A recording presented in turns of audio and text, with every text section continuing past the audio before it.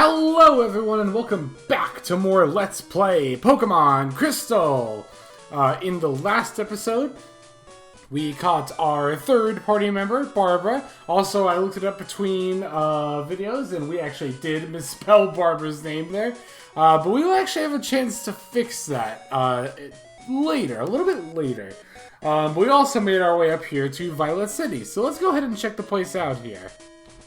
Hello, miss? There we go. Whoa, ghost in Sprout Tower. Yeah, she's not kidding either. If you encounter a ghost-type Pokemon, normal moves will be completely ineffective against it, which is pretty scary actually for this point in the game. Pokemon in the trade, huh? Well, yeah, as many of you probably know, trading is one of the big factors of Pokemon between different players, and you can also do some in-game trades as well. This guy, for example, is looking for a Bellsprout, and he's willing to trade it for an Onix, which is actually a pretty good trade considering you can get a Bellsprout right outside of town pretty easily. Whereas Onix you won't be able to get for a little bit later. Onix can also be pretty helpful in this gym coming up here. This here is the Pokemon Academy. You can come here if you want to learn about like status ailments and a bunch of different other kinds of stuff, but I'll be explaining this stuff as well. Fun thing about these little sprites here, when I was a kid, I thought these guys were holding coffee cups, but they're actually holding Game Boy Colors, which doesn't really make a whole lot of sense in this world, but, well, all the same.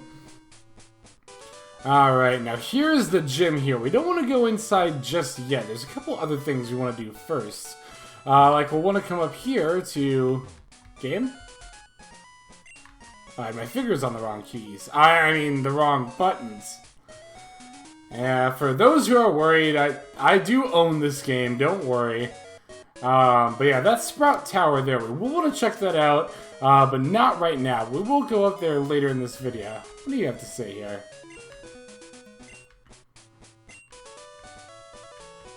Yeah, so this is a gym here, and it sounds like Falconer is the gym leader. The Elegant Master of Flying Pokemon. Yeah, so Flying type's what Falconer has here. Now, normally the best type to use against Flying is Electric type Pokemon, but we actually don't have access to Electric type Pokemon yet. If you're looking for a pure type advantage, the next best type to try is... Whoa. No, I haven't battled him yet. It's this guy. Oh no, this is Earl, that's right. He's gonna try to take us to the Pokemon Academy. No, I'm fine, thank you. In any case, yeah, the next best type to use is Rock. Rock is also super effective against flying type Pokemon. A wiggly tree, huh? That's weird. And we do actually have access to a couple of Rock-type Pokemon. Geodude is a Rock-type Pokemon that we could have caught back on Route 46 or in the Dark Cave, as well as the Onix that guy wants to trade for a Bellsprout is also a Rock-type Pokemon. Now, if you come up here, this is Route 36. Goldenrod City, huh? Now, that's a place we won't be seeing for quite a bit.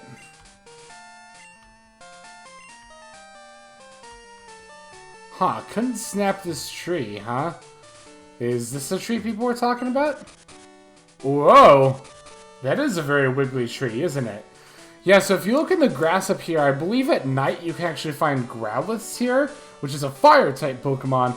Not a bad one to have, but I've already got Hot Pocket, so I'm not too worried about it. Something like what?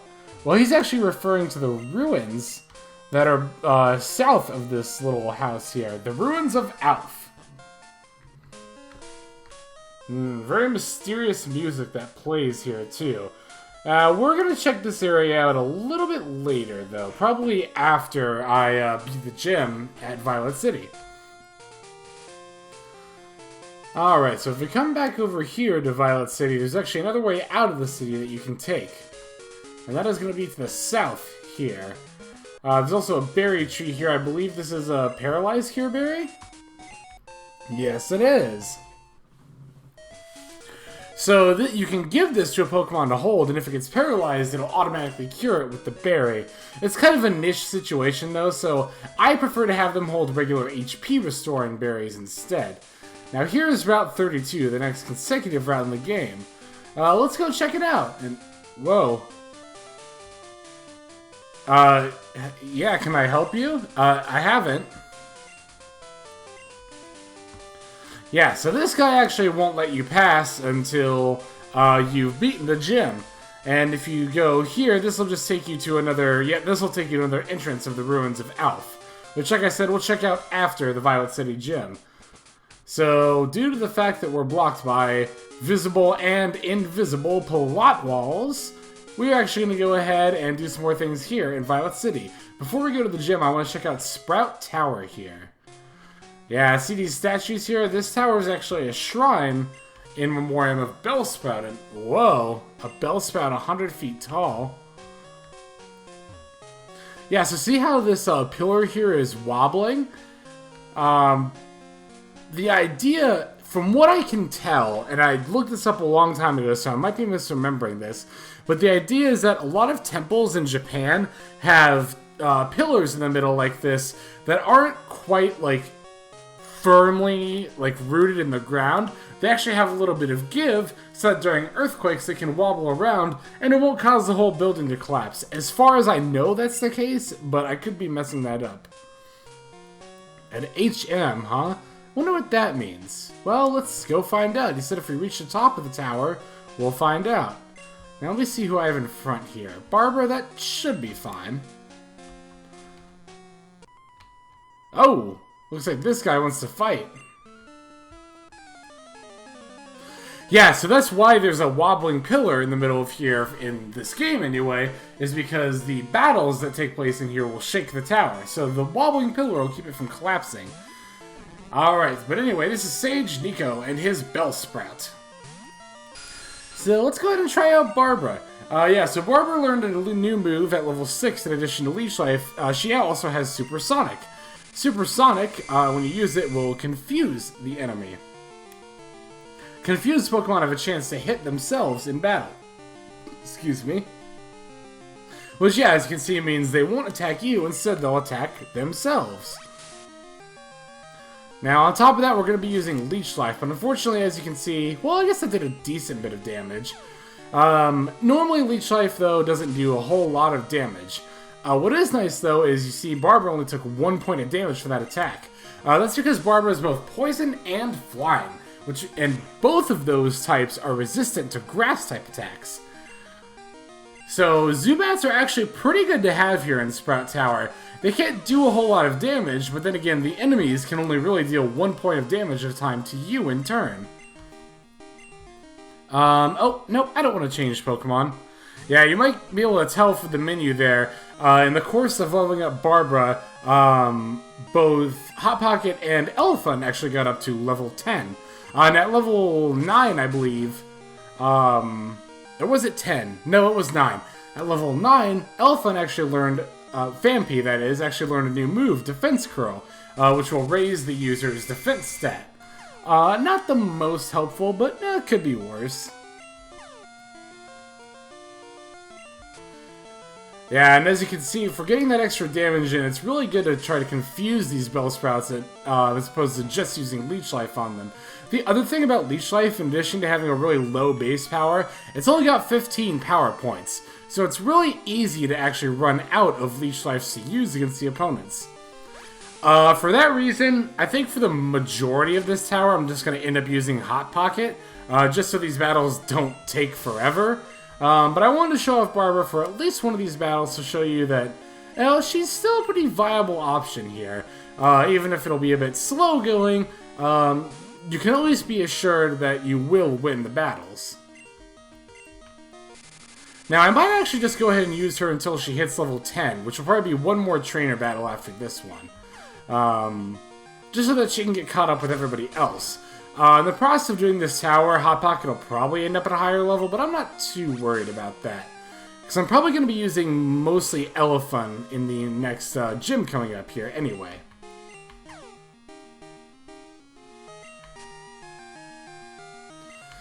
Alright, yeah, you see that chip damage for the Confusion is really, really good to have in addition to the Leech Lives. Against tougher foes, the Confusion is also good so that you avoid taking unnecessary damage as well. And alright, looks like we were able to fell that Bellsprout, those Bellsprouts rather, pretty easily. And we beat Sage Nico. So without further ado, let's move past him and go up here. By the way, as that NPC outside mentioned, you have a chance of finding Ghost-type Pokemon here, particularly Ghastly. Ghastly is not a bad Pokemon to have. Like Geodude, you can't get to its final form without trading it. That said, its second form is still pretty good. And it's actually really good to have for a couple of different reasons that we'll get into later in the game. Not just for, well, battling, but also for finding certain Pokemon. Again, we'll get into that a little bit later in the game. Actually, quite a bit later. In any case, we got more Bellsprouts here. Yeah, spoiler alert, pretty much all of these stages are going to use nothing but Bellsprouts, with a couple of exceptions that we'll see on the top floor of the tower there. But, yep, I'd still want to just be employing all the same strategies here. Try to confuse the Bellsprouts first, and then go ahead and use some Leech Lives against them. Now, like I said, I'm going to be using Barbara here until she hits level 10. Either that or until she runs out of Leech Lives, whichever comes first. She'll probably hit level 10 first, but as you can see, we're already, like, more than halfway through our total amount of Leech Lives we can use.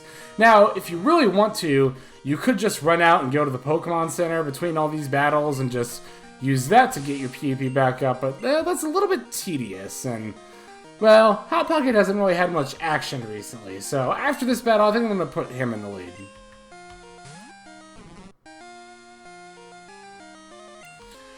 You definitely, if you're following along and using the same Pokemon I am, you definitely do not want to use Phanpy here. Same with like a Geodude too, because they are both ground type, and ground is weak to grass, so these Bellsprout's Vine would be dealing super effective damage against them. Geodude being rock and ground, same with Onix, who's also rock and ground, is actually doubly weak to Vine Whip, so you Vine Whip, not Vine Lip.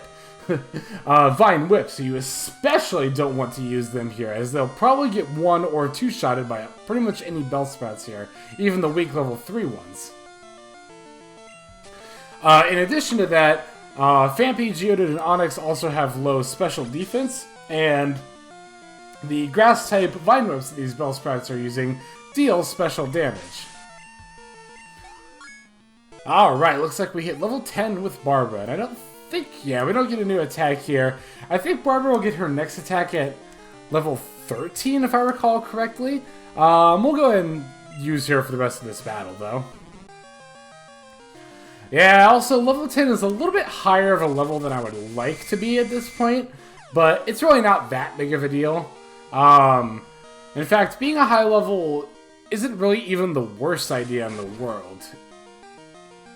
Obviously, it's going to make things a little bit easier than I would really like them to be. I would like to show this game being at least a little bit of a challenge instead of just grinding to super high levels and breezing through everything, but oh well. If we're a little bit over-leveled by like a couple of levels, it's really not that big of a deal. Now, you can do the Gym and Sprout Tower in pretty much any order you want to. I usually do Sprout Tower first, though. Just because, I don't know, I like to save the Gym for last. It feels more epic that way. Also, I don't know why he's thanking me for defeating him. Maybe it's like a humbling kind of a thing, like monks, I don't know. But yeah, I'm going to put Hot Pocket in the lead here. Also, you see how much more HP Elephant has than our other Pokemon here. Really solidifying her role as a tank there. Now, if we come down here... Nope, actually, it's going to be up here is the item I'm looking for. An X accuracy. Now, if you see an item with X in its name, that means it is battle use only, and it'll raise a certain stat during battle. Now, those items aren't completely useless. It can be nice. I mean, X accuracy is pretty useless, honestly, because most moves have pretty decent accuracy anyway. But, you know, something like an X defense or an X attack isn't the worst thing to use in the world. I generally don't use those items, though, because, well, that turn you spent raising your stat could have been used also attacking the enemy outright. and the results pretty much negligible between the two. In fact, I think it's oftentimes even faster to just use the attack than try to raise your stat. Now, for boss battles, and when I say boss battles, I'm referring to gym battles as well as certain other fights in the game. But for boss battles, it's not the worst idea in the world. I, however, am generally going to be selling all of my X items. Yeah, as you can see, Hot Pocket's breezing through these about as easily, well, definitely more easily than Barbara was. Then again, these are really low-level Bellsprouts compared to our party. Now, even if you hadn't done the level grinding that I was doing off-screen, these Bellsprouts would probably still be a lower level than your party. Especially your starter Pokemon. It's pretty hard to avoid your starter Pokemon being over-leveled at this point in the game. Just because you've had it for so much longer than everything else. But, like I said, it's really not that big of a deal to be a few levels ahead.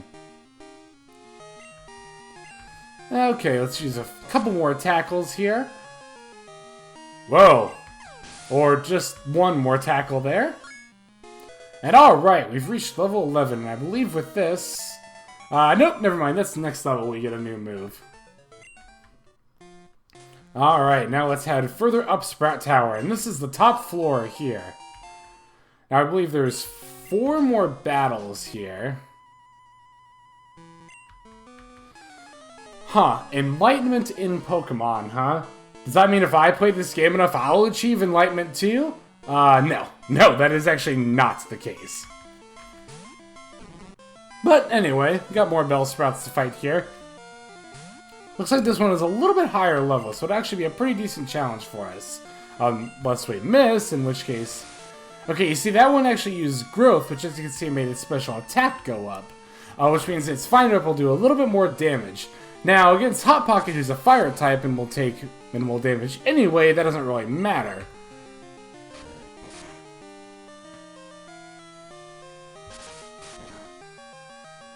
Yeah, if you had started with Totodile, you definitely want to have caught at least one other Pokemon to use here instead.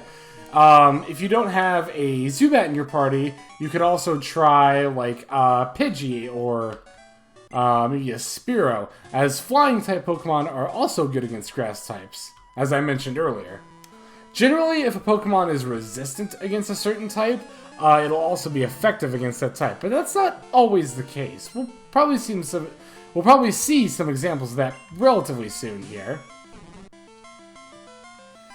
Okay, we got another level 6 Bellsprout to deal with here.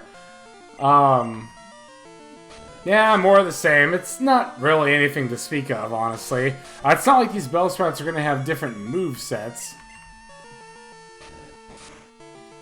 Generally, when you fight against trainers, their Pokemon's movesets will be whatever the 4 most recent moves in their move pool for that level is.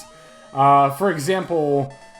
You know, if Pokemon's at a level where they would have only learned 4 moves, then it'll have those 4 moves. But if it's at a level where it could have learned a 5th move, it typically won't have the first move on its list, and instead will have the 2nd, 3rd, 4th, and 5th moves on its move list. If that makes any sense. I feel like I explained that about as well as I could have, but, well, maybe I didn't.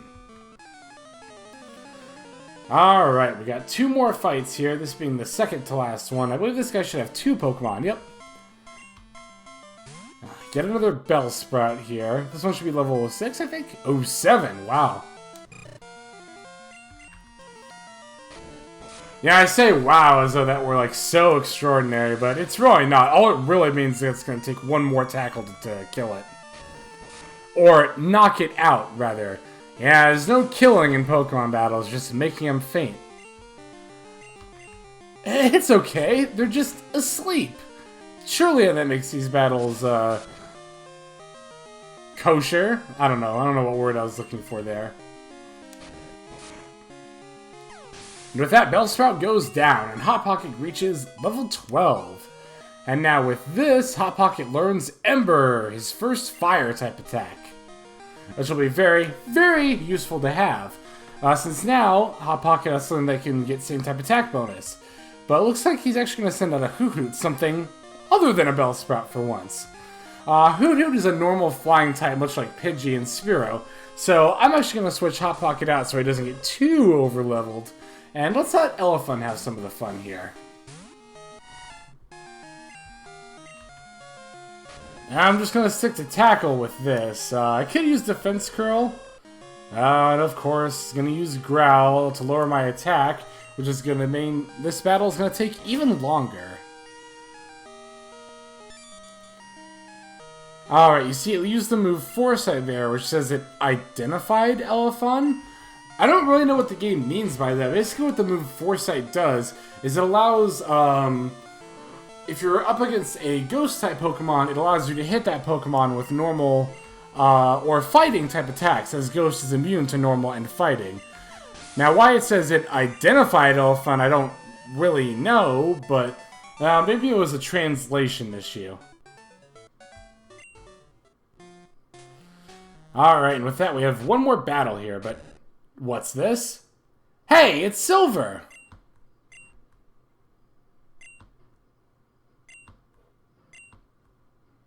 Whoa.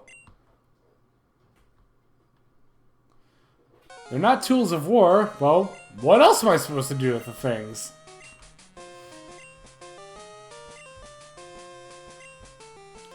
I mean, I think you should be nice to Pokemon, and you lost to me. Whoa, an escape rope. I wonder what that means. Well, if you come over here and look at this item, you see this is actually an escape rope here, which is basically just a teleport out of whatever dungeon or building you're in. Whoa, we actually encountered a Pokemon here. It's just a Rattata. Yeah, during nighttime you'll find Gastlies here, but since it's morning, well, no such luck. In any case, let's come over here and talk to the Elder.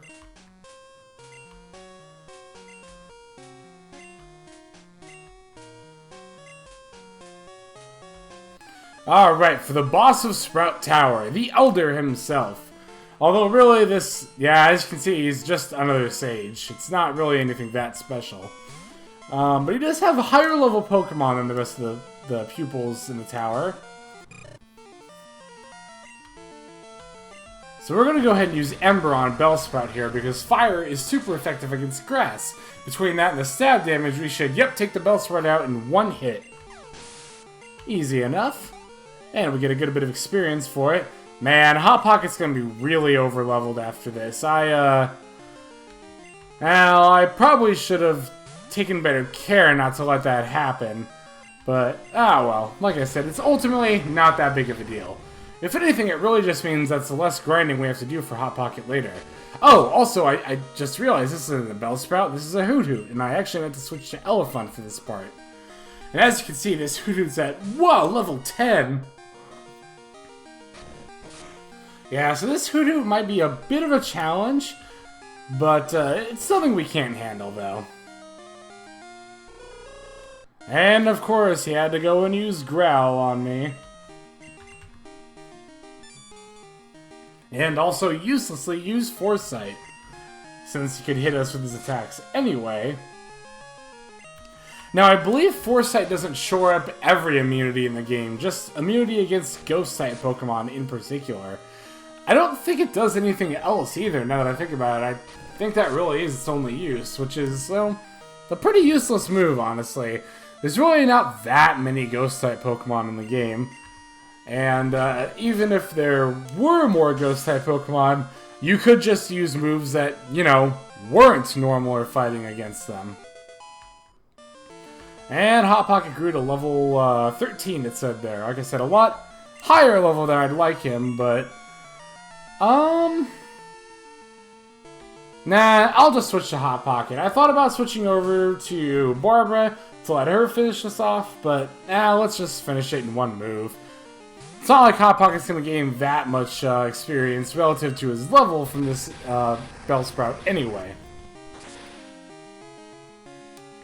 And again, we can just one-shot the Bellsprout there.